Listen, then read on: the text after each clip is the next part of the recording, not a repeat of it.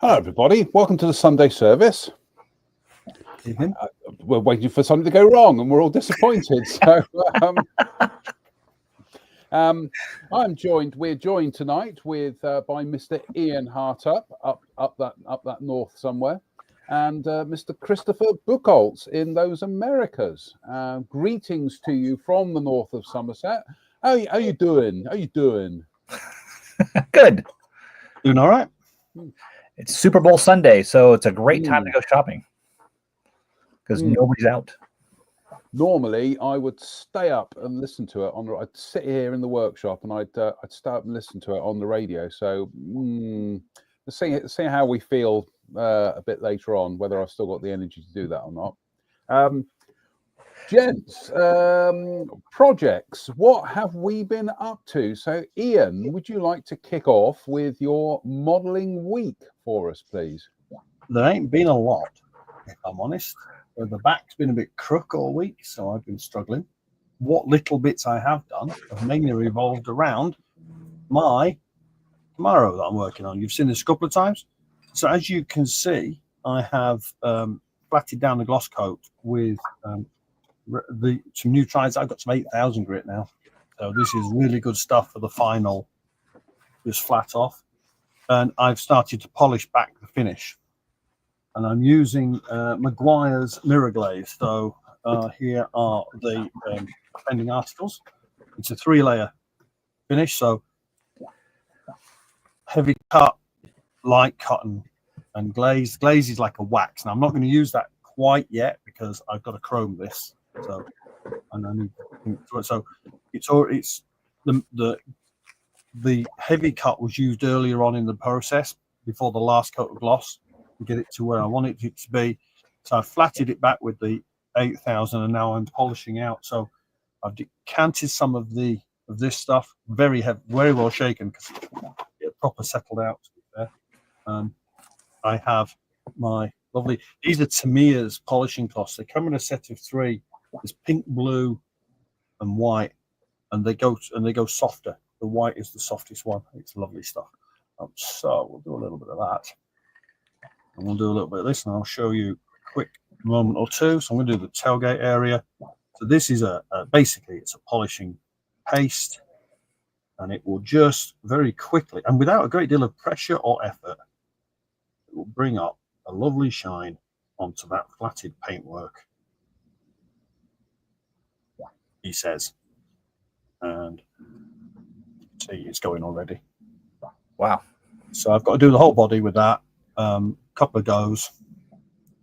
What I have found is a couple of little flecks in the paint, but to be honest, with a bit more effort, that will all disappear. But then that's actually the point there where I will now mask out and away all the chrome work, and I'm going to try using my LP48 to mask all of this out and spray it. So we'll see how that goes. The bumpers and everything are already done. The grills are mainly done. Yeah, it should be at the final assembly stage within a week or so. This week's going to be a little bit. I'm building up for March at work, so obviously it's new registration month, so things are a little bit hectic there, and it does tend to affect at this time of year. But we'll see how we go. There you go.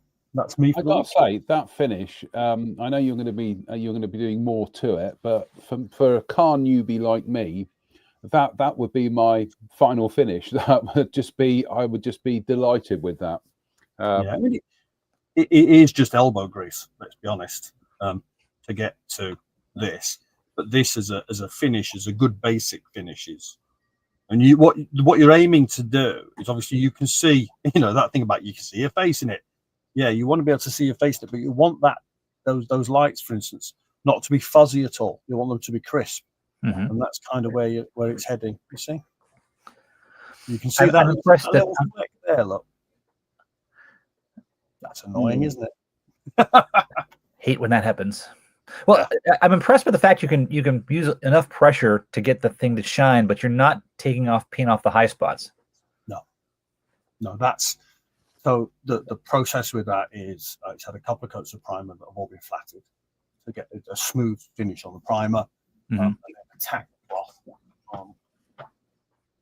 So the ones I use come individually wrapped, and then it's a technique. So between coats, we use this to wipe off any remaining dust just before you start. Yep. There's 2 coats of the color.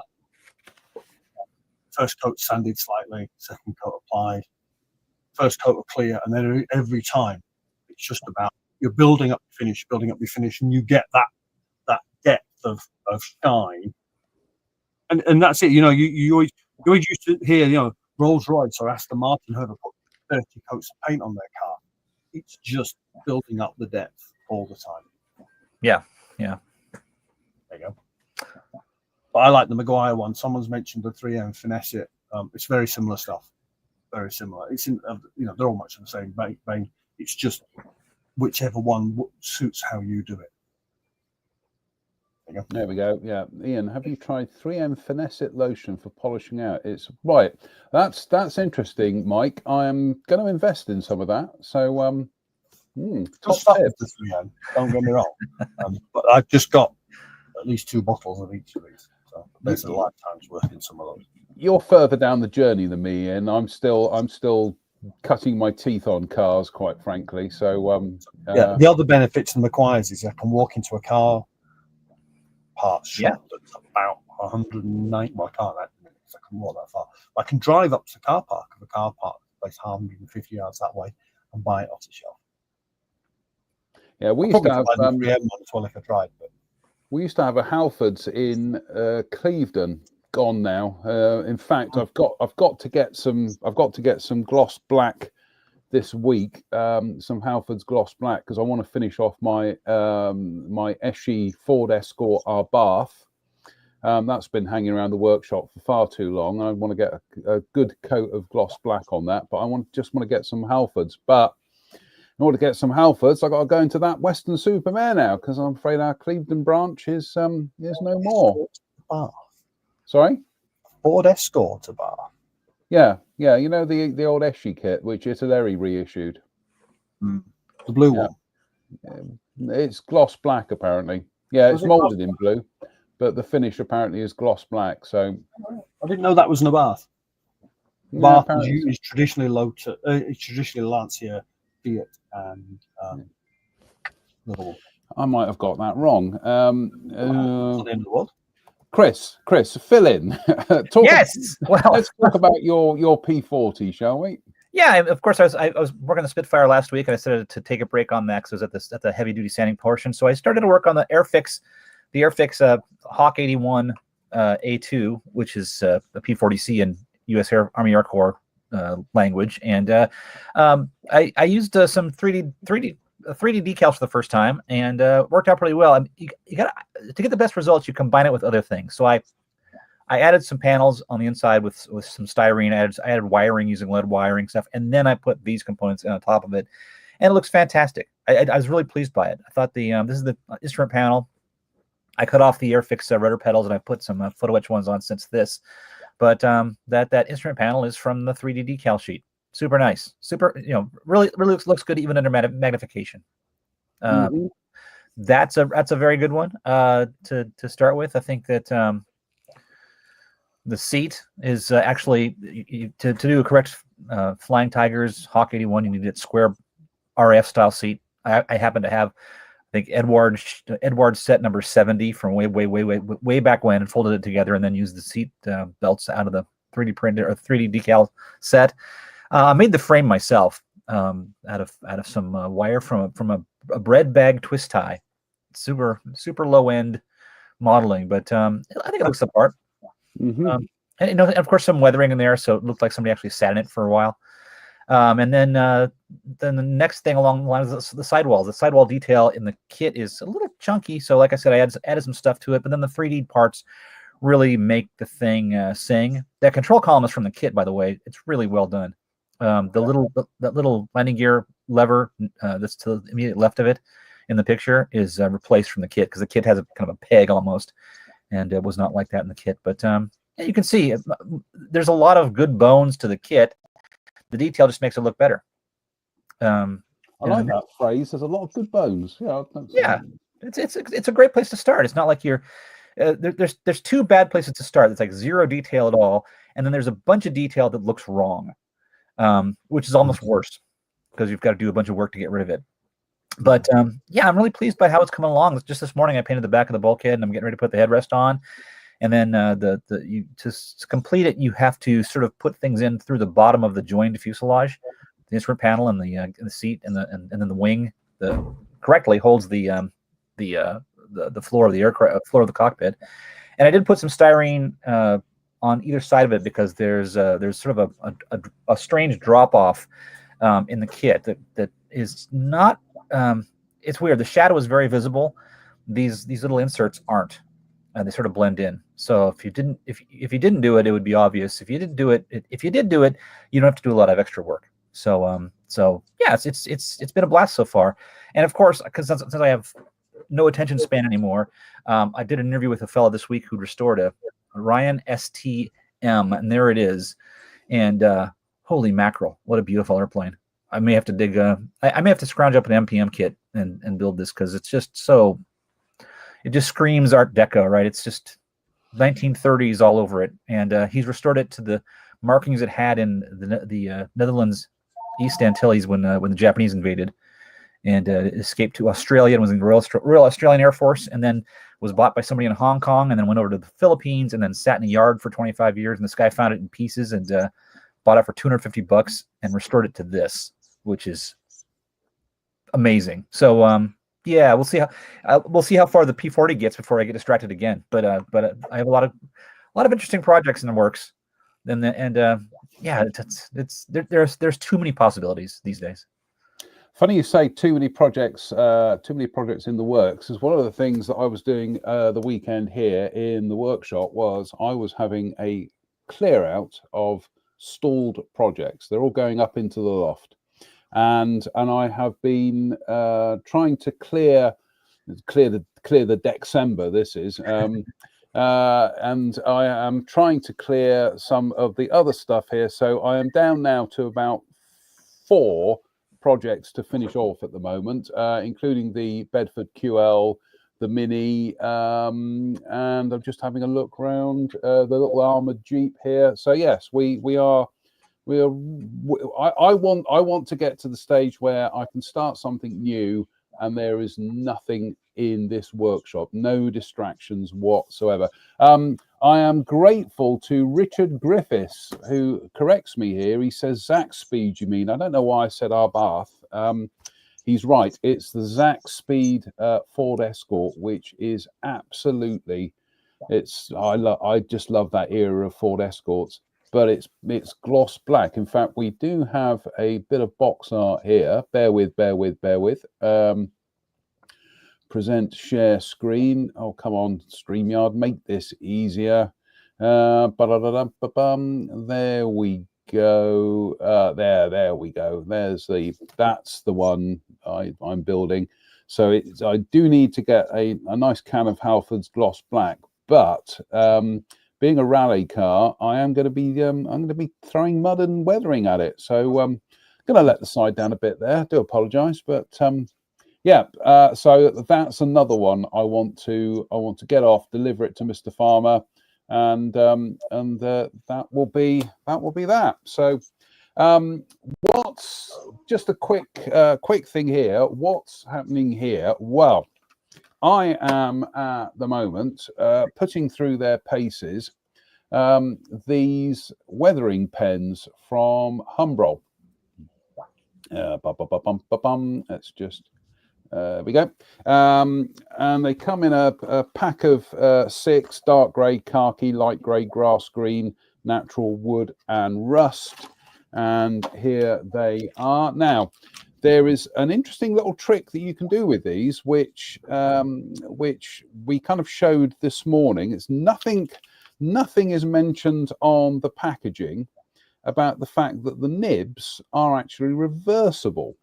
So I'll show you what I mean, and this is why I've got it's a bit messy. This is why I've got the glove on tonight.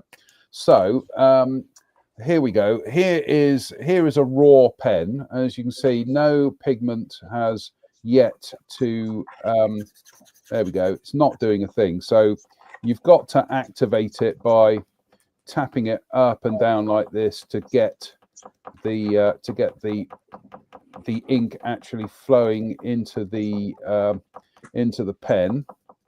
We could be here all evening. Oh, there we go. It's started now. There we go.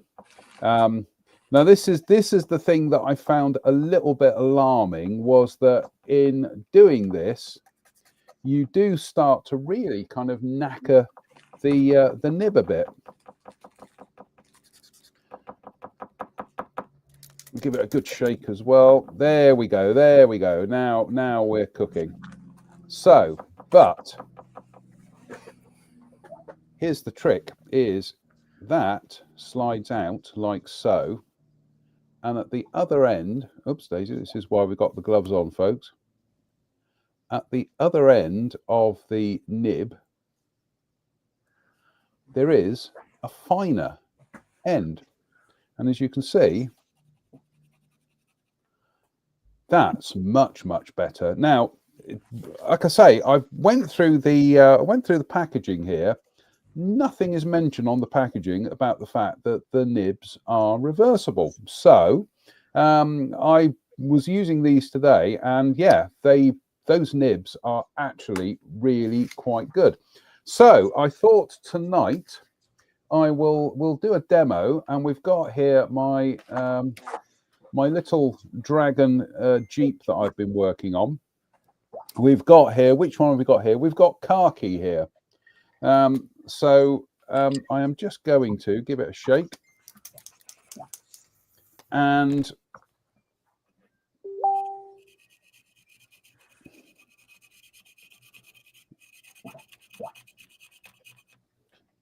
that is how easy it is to get some color on these. Probably needs about 2 coats. Probably actually be better if I reverse this around again as well. You know, put the fat nib on, but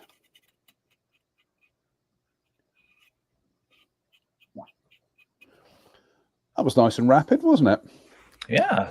So again, you know, the idea of acrylic kind of marker pens for modeling, not a new concept. Tamiya were doing these 40 years ago, and they kind of like not fell out of fashion, but they seem to have come back with a bit of a vengeance now.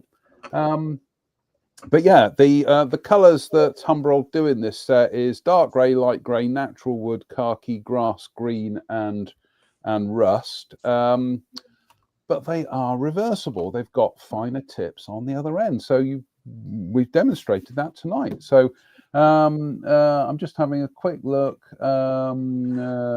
Theron Hampton said, "Where is Mr. Drew tonight?" And on plastic wheels, you might know him, Ian. He says Drew is gigging or giggiting, one or the other. Jim Altegott says, "What about the whirlwind?" Yeah, don't worry about the whirlwind. We're gonna do something about the whirlwind. And Tony Surridge says, "Ian, have you heard of redwheelmodels.com?"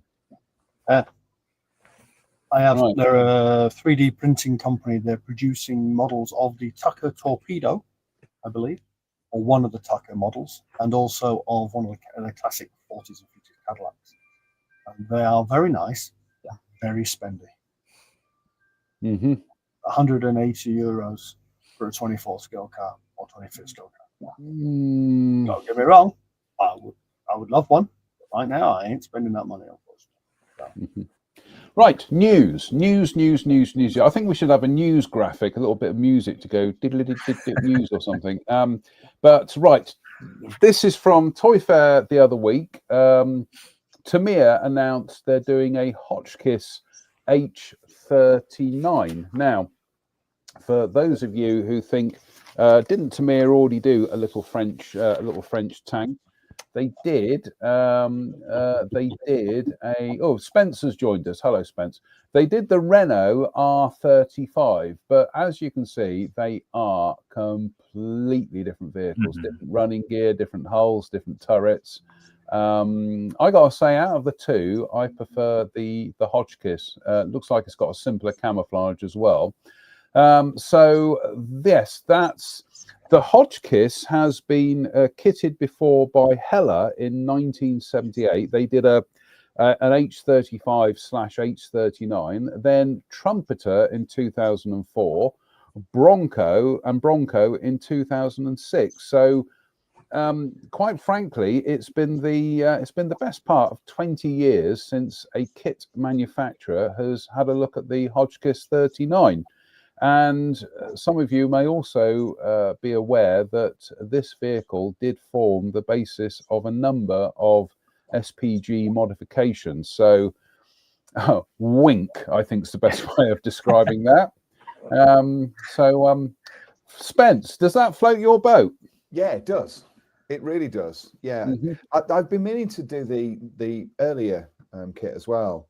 But haven't got round to it. So yeah, that one. I agree. Yeah, the R35 looks really great, and I guess you're right about the camouflage as well. The camouflage is a little bit easier than that one. However, the R35 is such a tiny kit. I'd even considered pretty much hand painting the whole thing rather than airbrushing it, you know, and doing all that. I see no benefit in masking all of that nonsense off and spraying it when I could base coat it in dark green, essentially, which I think is what the chassis would be, and all of the running gear, and then using AK3G to hand paint the rest of it. No,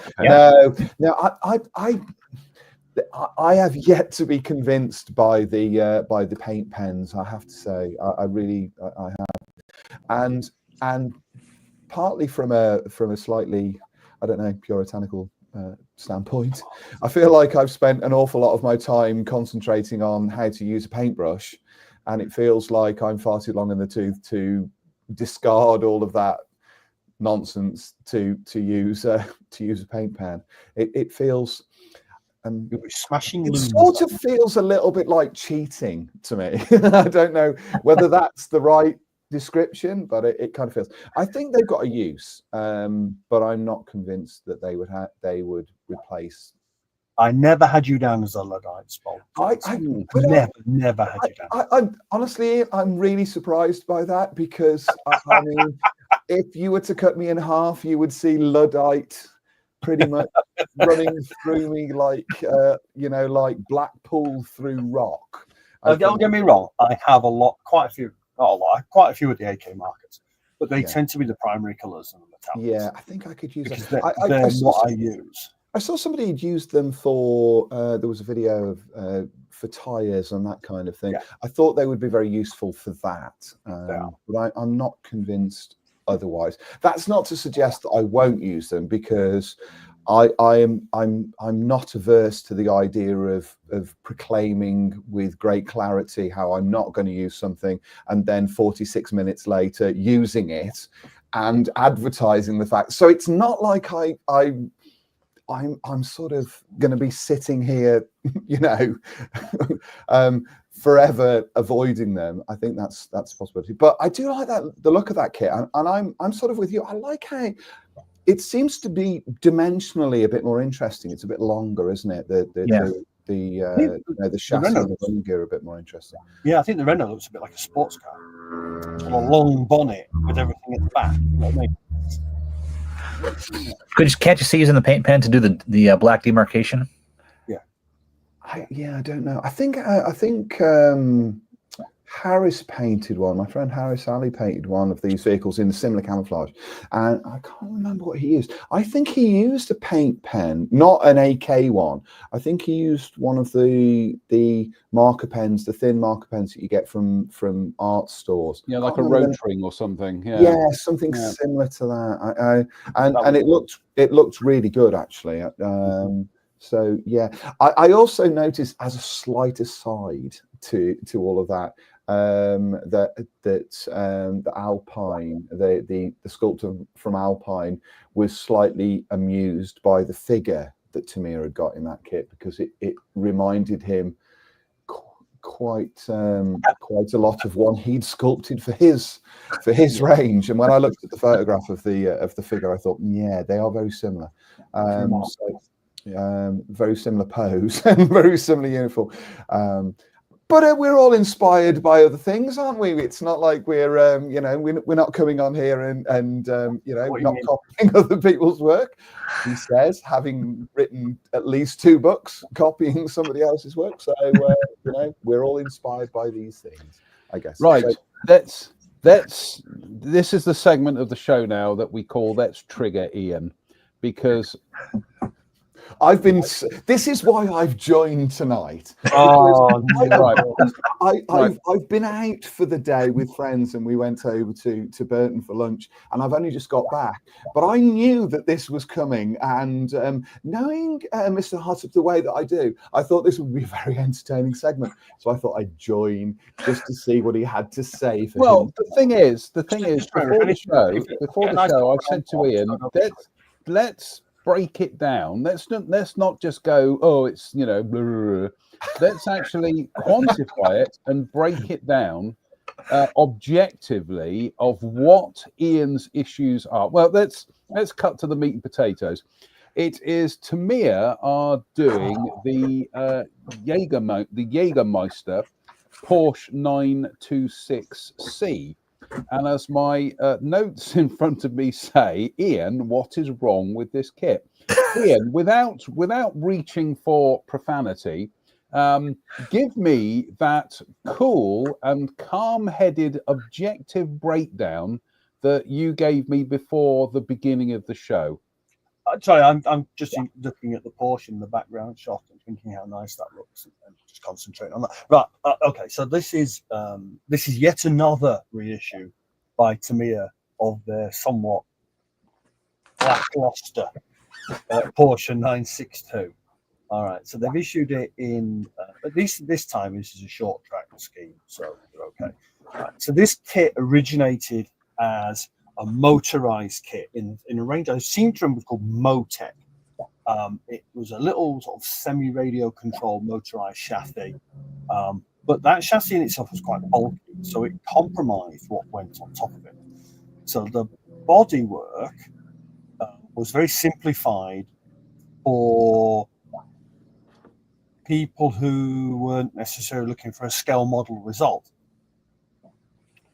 Later on, they modified it, not a great deal, I hasten to say, to enable them to reissue it as a scale model. And in the process, committed possibly the worst bit of adultery of a motor car I think I've ever seen in my entire adult life. This thing is an abomination. They mold the glass in with the body shell, so no matter what you do, you cannot avoid seeing the edges of the glass and glazing. It's a very not good finish. The body is a short track, high downforce nose and tail, so it's not appropriate for any Le Mans car realistically. The intakes at the side, if you take a 962, so there's a front clip and a rear clip and a center section. So the rear deck starts roughly where the large Jägermeister round logo is on the back deck and covers everything back of that. So that is a high downforce rear end. We've molded the horizontal wing in place. So those 2 triangular fillets that are underneath the wing attaching it to the bodywork should actually be an open framework of a rod and a beam. Across the horizontal section of the bodywork, to enable them to mold that in one piece, there is the mother of all mold lines. In some cases, I've seen it nearly 0.5 millimeter to 1 millimeter deep, which means removing it is just horrendous. So what you have to do is you have to take out the two verticals and then sand through the post, like a post slot, like a post box slot between the wing and the bodywork, go back to the finish. And you're still not left with a Le Mans car, realistically. The front end is the low downforce one. It's great if you've got a Nürburgring car or a Brands car or something like that. But absolutely rubbish for Le Mans and places like that. But those intakes and the doors are about half the depth they should be, because of course it was a motorized chassis in them. So the shape in the doors and the radiators is just so catastrophically wrong. Now there is an American manufacturer who made a resin insert for that to correct it. And I've lost his scale car. That's so classic car or something like that. He did resin bits for that to correct it, but it's still not a point.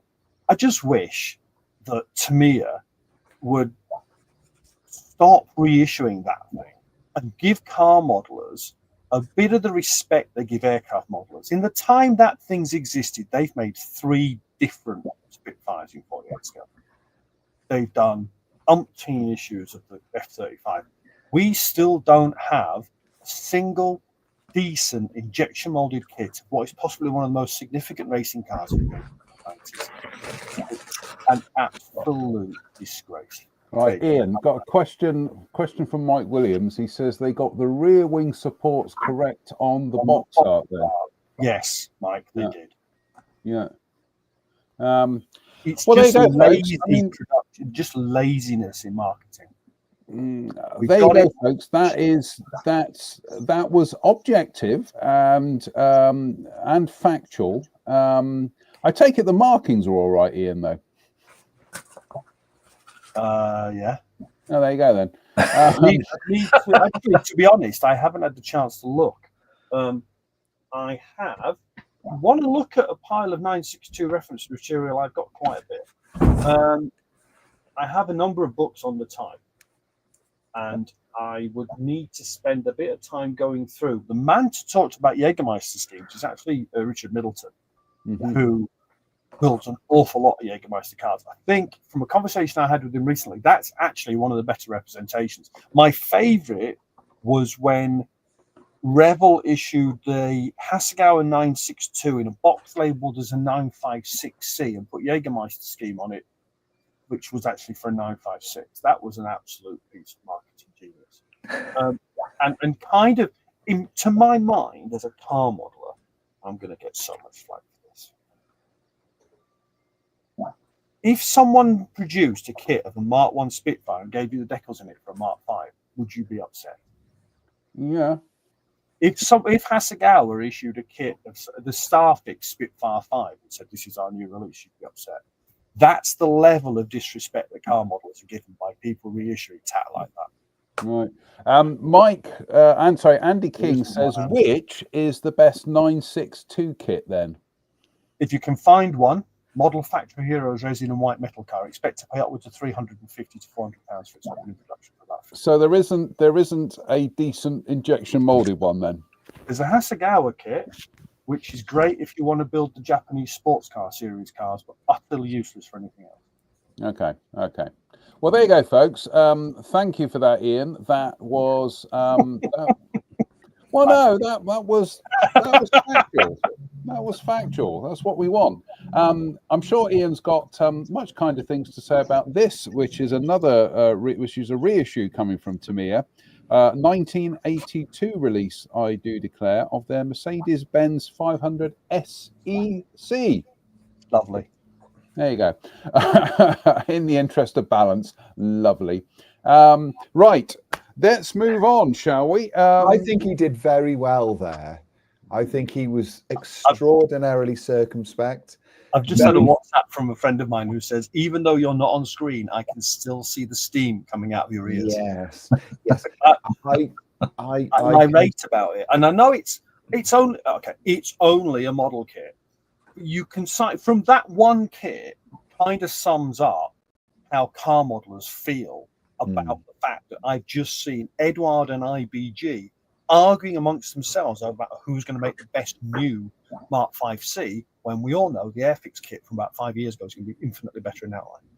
Yeah. See, this is I understand this because, joking aside, when you have a particular thing that you're into and you have, whether it's a genre or subject or whatever it is and everything, I remember the loathing that I felt when I first got hold of a Trumpeter 32nd scale AV8B.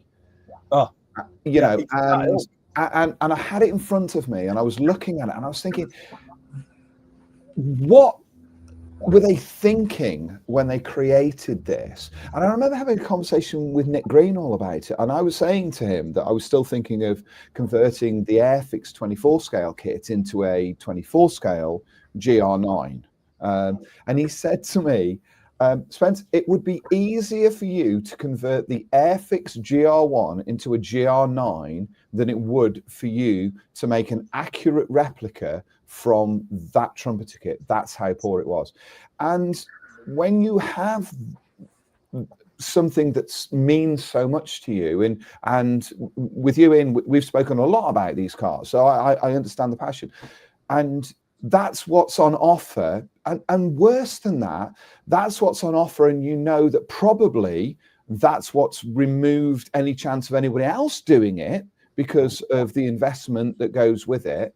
I'm also looking at you, Trumpeter, over your abomination that is the Lightning 32nd scale Lightning kit that you did, which I think was created. The designers walked into the hangar, were told to look at a Lightning for 15 minutes and then design it from memory, because that's the only reason I can see for them making the mistakes that they did when there are so many of them out there.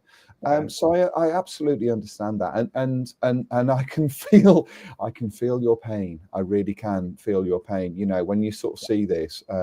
I thought though that you were very rude when you mentioned Starfix, because obviously they're a. I had a look at one in Hobbycraft. What is literally? What is that all about? I quite like Travis Michael. Thompson's comment. It stopped us getting a new 148 scale 109 with the funding.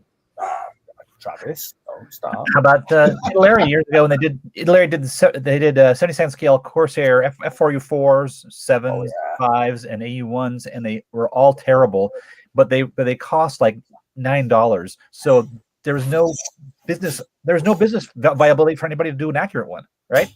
I think the problem isn't necessarily so that from an aircraft point of view. If you compare the two positions from an aircraft point of view, if I don't buy the Italeri Corsair, is there an alternative? If I don't buy that particular Spitfire, is there an alternative? Well, the answer is there's umpteen alternatives. The thing with the 962 is, I don't buy that, there's no alternative. Yeah. There is no one else out there actually going to produce an accurate, detailed, correct 962. And that car, to lovers of endurance racing and motorsport globally, I'm not talking just about endurance racing, it's motorsport globally. That's a Group C car from the era where motorsport was a massive thing. We don't get, I don't know what that was, that wasn't me. That was my thrombometer. We don't get another manufacturer will come along in 2 or 3 years and go, actually, we can do that. Now, I might be wrong here. We might be really lucky, and Nunu, who I have previously had conversations with, might finally break down and go, actually, you know what, Ian, you're right. We'll have a nice new lineup of 956s, a nice new lineup of 962s. And there you go. At which point, that big white pile there will get 30 times bigger, trust me. Because if I want to do 956s,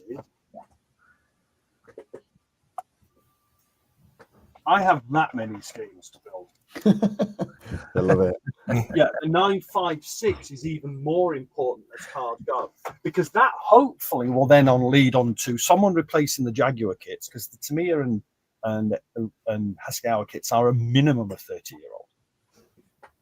Lancia LC2, one of the most significant Italian racing cars of the 80s. There's an Italeri kit, which used to be a Protar kit. I need tell you no more. Yeah.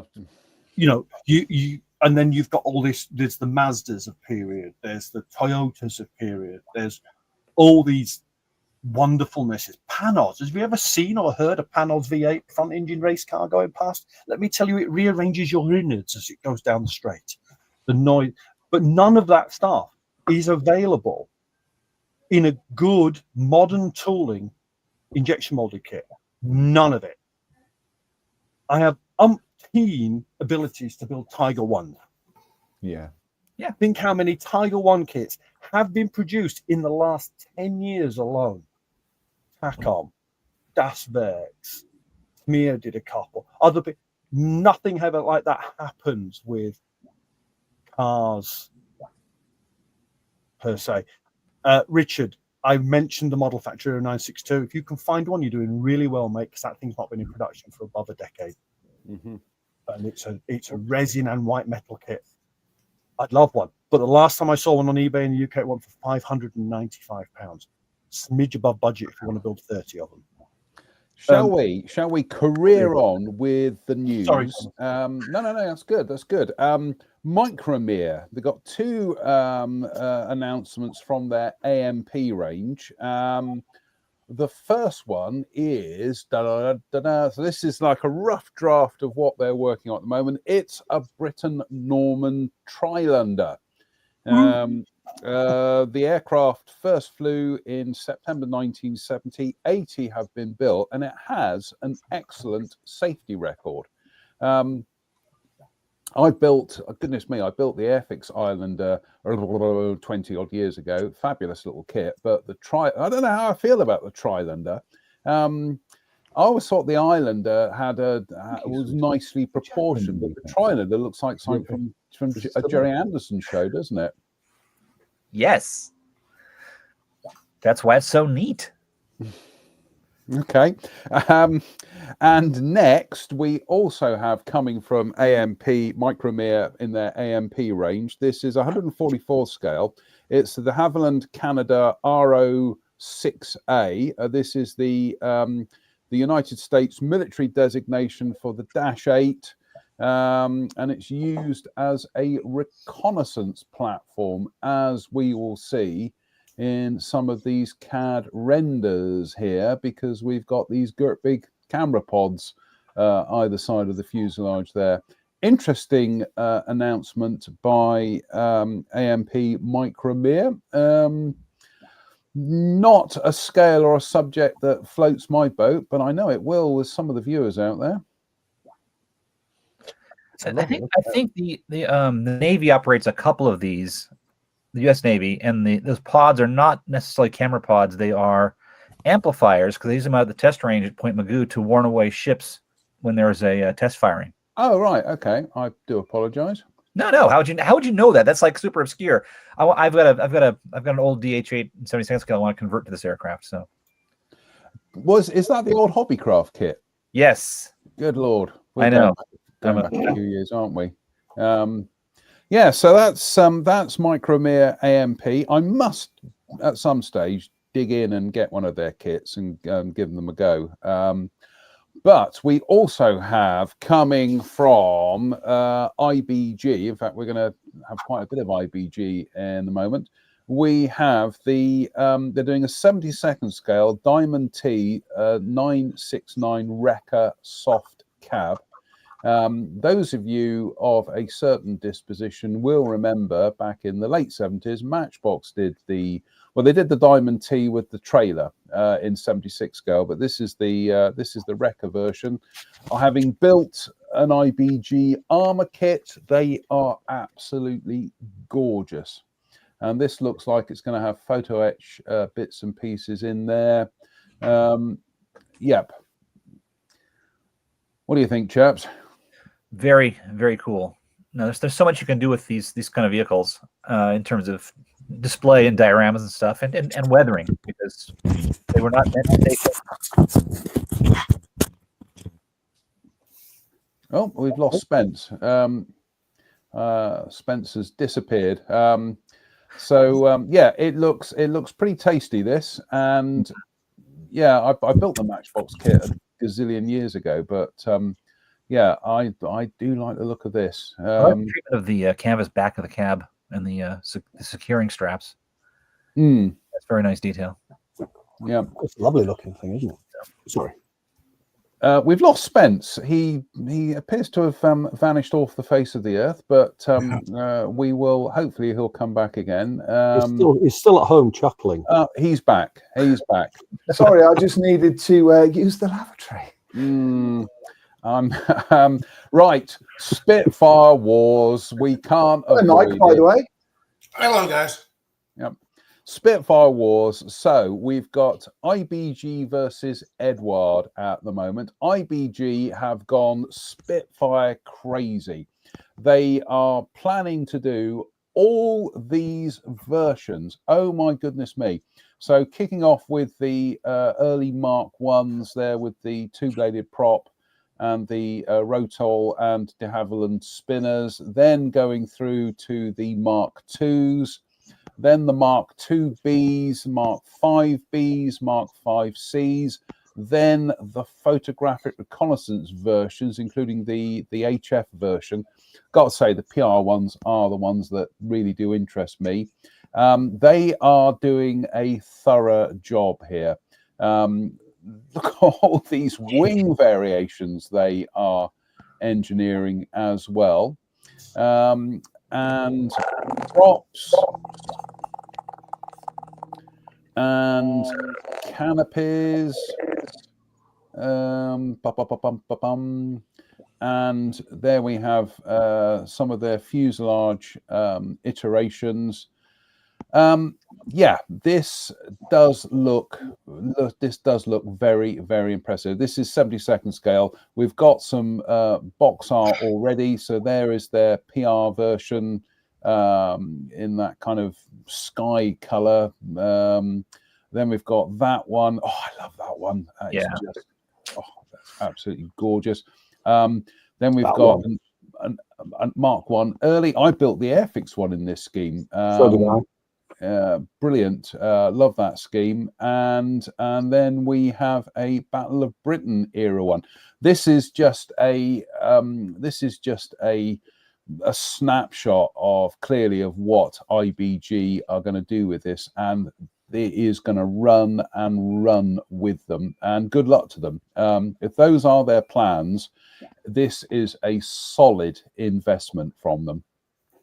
You're not going to lose money making Spitfires, are you? Nope. Not if you do them the standard that IBG has been doing stuff lately. Mm-hmm. It is a very, very comprehensive and very clever range of tooling. Am I missing a Mark 5A on that breakdown? It should be on the top row, shouldn't it? It should be a machine gun equipped Mark 5A. Should be top right. That might just be me. They'll probably sneak it out somewhere. I seem to remember Mr. Bader drove. Mr. Bader flew one. Yeah, he did. Well, the Mark 5A. To be honest with you, there's. I seem to remember we had this with the Airfix kit. Is that the old Airfix kit from 2006? There was very, very little externally different between the Mark 2A and the Mark 5A. So it could be that the Mark II will cover that. I'm sure we're going to get told off by somebody over that. Roy Sutherland, here we go. The man to do it. Roy Sutherland says, interested to see how they mould the sliding hood with the teardrop side blisters. Here we go. Dave Fleming. I wonder if you can get a photo, a vacuum formed canopy replacement from somewhere for that. Yes. I wonder. And Dave Fleming says the oil cooler is the main difference. There we go. It's the round opening rather than the arch-shaped opening, doesn't it? That's the one. And Craig Sargent says slide molds. So, yes. So this is that is a very ambitious and impressive statement from IBG. As we know, Edward also announced a family of early Spitfires. and there is one of their CAD renders. In 72nd scale, they're going full rivets on this one, as they have done with some of their other 72nd scale kits. Edward announced that they are pushing back in response to what IBG have done. They're pushing back their Mark 1/2 releases, but they will be forging ahead with the Mark 5s instead, at the moment anyway. So, like I say, you're not gonna lose money making Spitfires, are you, chaps? No, siree. Probably not. Probably not. You're sitting there thinking to yourself, that should be a Porsche 926, aren't you? That's there we go. Spence, what out of those ones, which out of these grabs your fancy then? I have to say none of them. Right, fair enough. No, I think I mentioned. I don't know if I mentioned this in online or I spoke about this. Obviously, I've built a lot of Spitfires over the years, so it's not like it's a subject I'm not interested in. I'm just not particularly interested anymore in the early variants. I think I've kind of done enough of them, and I don't know whether I mentioned this on this show. I feel that IVG missed a trick by not doing later variants. Agreed. and non-Merlin engined variants as well, and having Mark 1 to Mark 5, is that a money maker? Absolutely. Are they going to make a stack of money doing that? Absolutely. Is it sensible because those molds can all kind of cross-pollinate one from the other because of the subtle variations around those?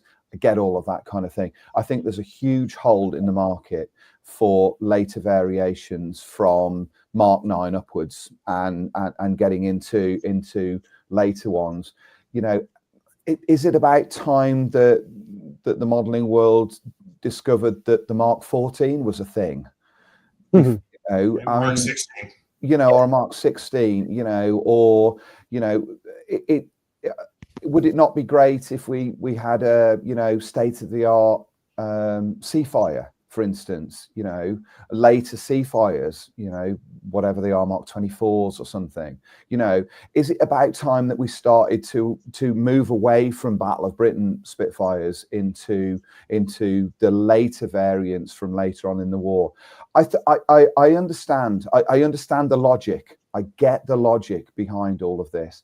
I just think that this was a trick missed because there are holes in the market for variants that haven't been released, yet. Airfix really haven't. They've sort of dabbled a little bit in those. Mark 14. I mean, we're still begging for one, for something that would give us, state of the art of that kind of thing. I find that this is just personal preference. I don't find the Mark 1 family at all interesting as a subject. I've built the Airfix kit, I built the Samir kit, I built the Edward kit. I did all of those. I did all of the color schemes. So I've seen all of those, and I've done detailed builds and assessments of those three kits, and I found them to be pretty dull actually as subjects. I get that they're the start of they're the kind of progenitor of the service of that incredible aircraft. I get all of that kind of thing, but as a subject, they leave me a bit cold. I have to say, I do like the photo reconnaissance ones. I do like. I think the one in there that you showed the photograph of with the unframed windscreen, I think that's very cool, and I think the color scheme is very cool. I really kind of like that. Would I be interested in building that in 72nd scale, all buttoned up with no kind of additional kind of features around engine, that kind of thing? I don't think I would. Would I be interested in building that in 48? Yes, I think I would. So it's leaving me a bit cold, I have to say. And I saw the footage, the updates this week that Edward were talking about their Mark 1s, and let's be honest, when it comes to 72nd scale Spitfire, I think IBG are going to have to go a long way to be sort of hitting that Edward market and to be sort of nailing what Edward have already done, in the same way that any company that wants to produce 48 scale Spitfires is going to have to go a long way to be hitting Edward's 48 scale range. So it'd be interesting to see what IBG do. Interesting to see how they do. I just wish they would show a little bit more imagination. Is my answer to that, really. We have a comment here from Mr. Roy Sutherland, who says, agreed with Spence. Love the later Spits. The Seafire Mark 47 being the most interesting. But we're still waiting, aren't we? We're still waiting for that, and it can't be. There's often been an argument, hasn't there, about kit releases. You know, we don't really want to release that kit because it's got quite a limited color scheme selection, or it's got quite a limited detail selection, blah blah blah blah. Well, Mark 1s have got quite a limited color scheme selection. They've got lots of markings, lots of different roundels, lots of different squadron codes, that kind of thing. But in terms of a color palette, there's not much to go with. Brown, green, three. blue. Well, there's three if you push it, isn't there, Ian? Yeah. There's your, you know, there's your dark earth, dark green, and then whatever's underneath. I think Silver, there was white, one or black, or or two that were sort of that were dark green, ocean grey or whatever. I think there was one or two in that, and then there was the PRU one. So, and yet we've had an absolute multitude of Mark 1s. So I don't really understand why a company wouldn't go, you know what, the Seafire would be really, really good. It was, you know. We'll come back to my argument.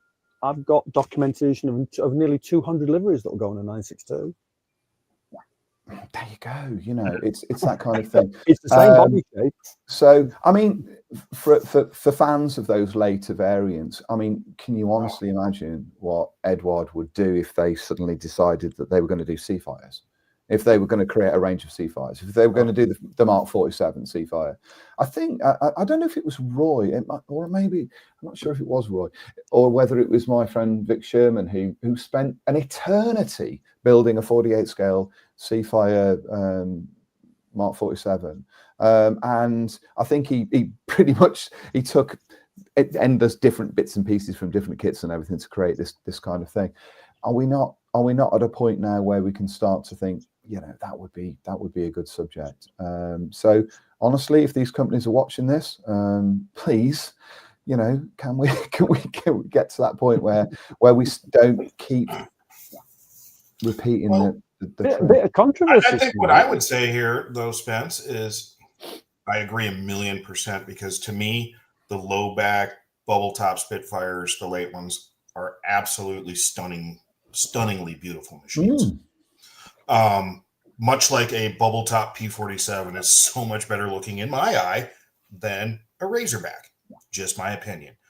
That said, the hope now is IBG sells truckloads of these things and is already developing the later marks. I mean, these are, I don't care about 72nd scale. Sorry, Chris. But the fact that it would give modelers that the later marks, based on the money that they're making on the early marks, I don't have a problem with it. It just might mean you have to wait another couple years to see them. Yeah. But I honestly think if IBG is going this hard at the Spitfire line, they're not stopping. I think their whole goal might be, let's do them all. Dave Fleming does make a very good point. He says you can do Mark 1s in temperate sea scheme and desert scheme too. Temperate sea scheme, ASR aircraft, if I remember correctly, some of which were based out of Gravesend. Yep. And there were some desert scheme Mark 1s. So we are going to have to bundle on, I'm afraid, chaps. We've got two news items, two final news items to cover this evening, both 3D printed kits. The first one is it's, well, the controversial and ill-fated Miles M52, which was Actually, it was where near my Miles were based near where my grandparents used to live in Hurst. It was a place called Woodley. So Aircraft are doing this 3D printed kit, and they're doing it across a variety of scales. They are going to be including clear parts as well. And by the look of the CAD here, they are doing quite a thorough job on this. For those of you who don't know the story of the Miles M52, look it up online. It's an interesting story. And for those of you who are looking at this and thinking, gosh, that looks like a certain sound barrier breaking aeroplane, again, look up the story behind it. But this, yeah, there we go. They're doing it across a variety of scales there. So this will be 3D printed. It does look quite ambitious, doesn't it? And yep, a milestone in British aviation history, and also a bit of a dead end as well. But I'm just seeing what anybody's got. Any of the comments here? No, nobody commenting on the Miles M52 at the moment. I think I'm scheduled to build one of these. Alistair McLean has already been in touch with me about the kit, so it'd be interesting. I guess it's obviously a very famous aeroplane, but what colour do you paint the damn thing? It's obviously it wasn't finished. There wasn't one, was there? As far as I'm there was aware. A test aircraft. What colour was it? I'd go orange, like its cousin. I mean, would it have been? Yeah, I don't know. Would it have been white or a pale color? I can't think what it would be.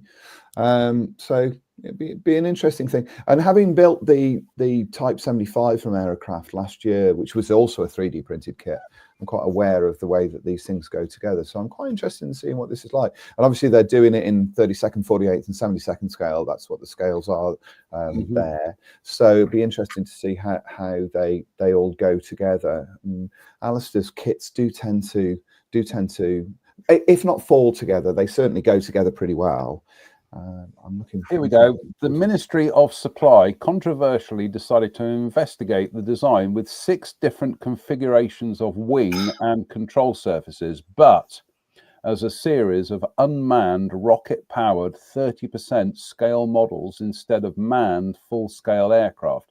The contract was awarded to Vickers rather than Miles. The models were air-launched from a modified de Havilland Mosquito mothership. According to senior figures at Miles, the design and the research gained from the M52 was shared with the American company Bell Aircraft.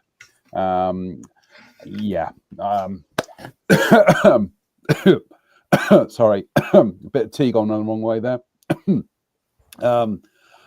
Ian says, can we hear you? Yes, we can hear you, Ian. But yeah, 3D printed model.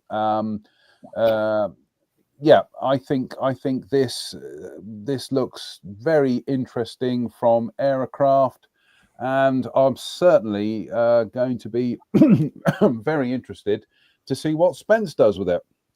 I like what Dave Fleming had put. It would be natural metal. That'd be an interesting thing. Although I'm not sure what sort of surface prep would be needed for a natural metal 3D printed kit. Yeah. Nothing different than resin. Yeah. So it'd be interesting. And well, the last news item for tonight, another 3D printed kit. This is from Airscale, 32nd scale. It is the magnificent Boulton Paul Defiant, or the ill-fated Boulton Paul Defiant. Take your pick.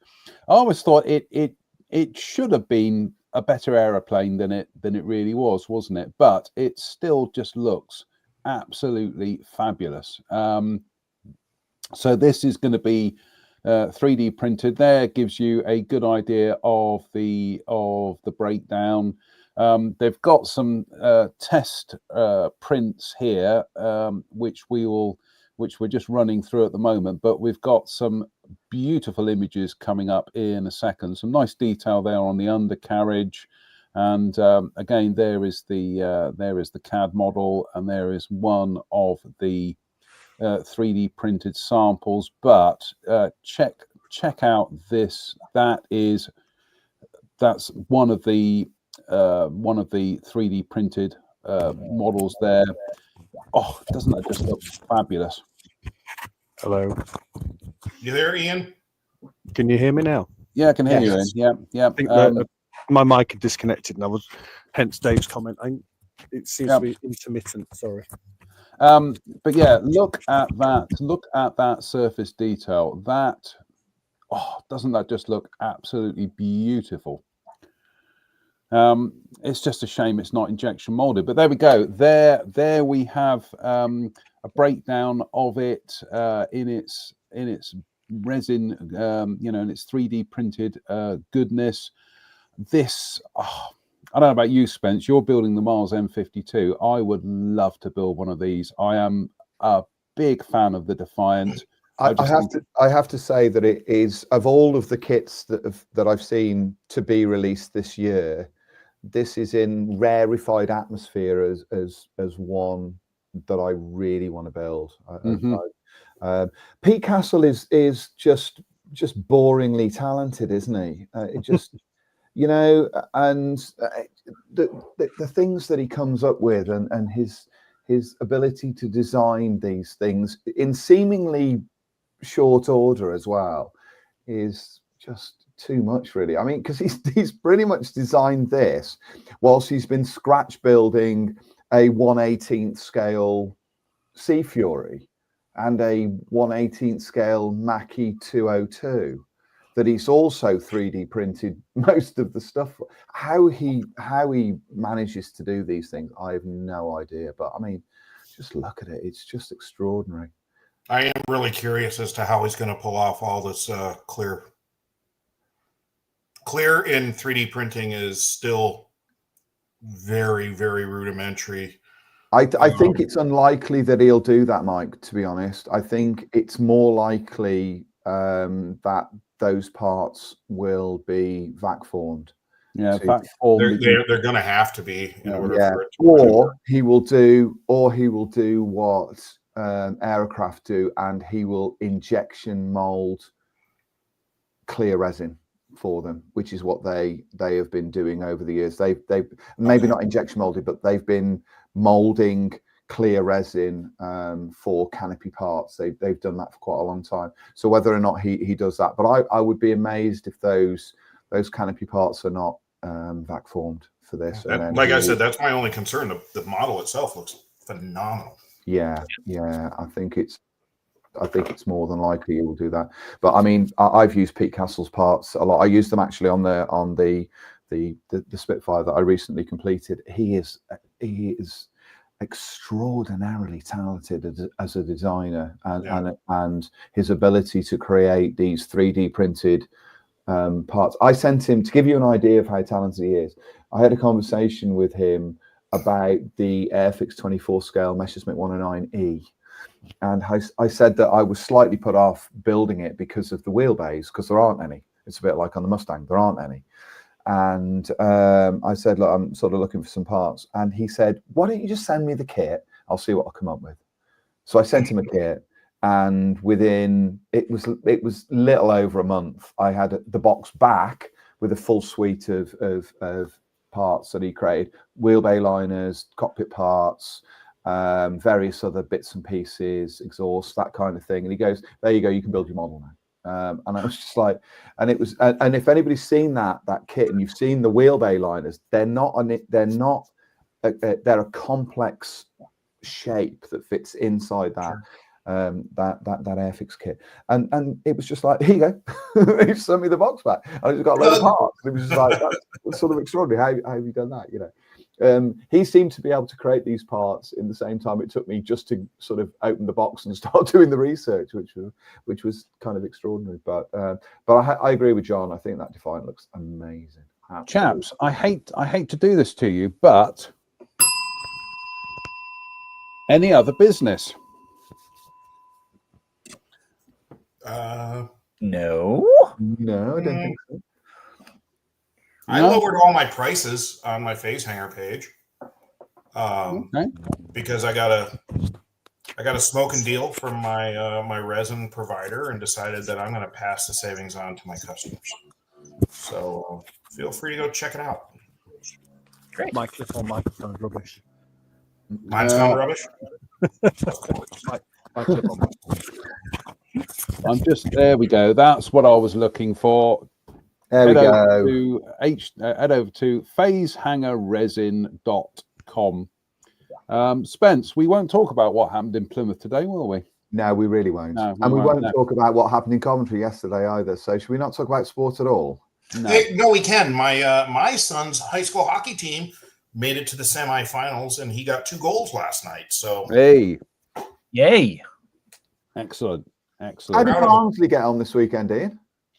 We weren't playing because it's the FA Cup. We went out 2 rounds ago, mate. Yeah, well, we're all in the same boat now. So, yeah. Oh, really? To be honest, I haven't seen. I Yeah, was going to yeah. spare myself that joy for later on.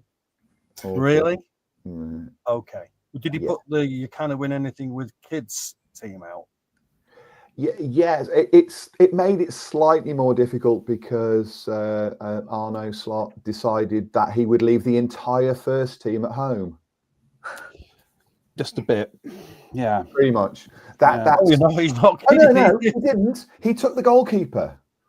He took the goalkeeper, and who went off in the first half injured? Joe Gomez. Yeah, So Joe he Gomez, was the other one. So, but we are playing Everton on Wednesday, so there is a logic. Yeah.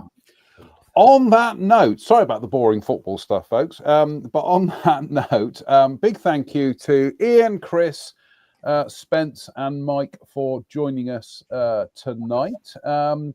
Fingers crossed. I might do another pop-up live. To show these in action again. But look, I'm just gonna. I know I've turned the camera off now. That's the tarp that we painted tonight, and it's drying nicely. So, sorry, was it so much painted or coloured in? Well, there you go. Naughty. Quite is it color I've by been numbers? saving that one all evening. Naughty.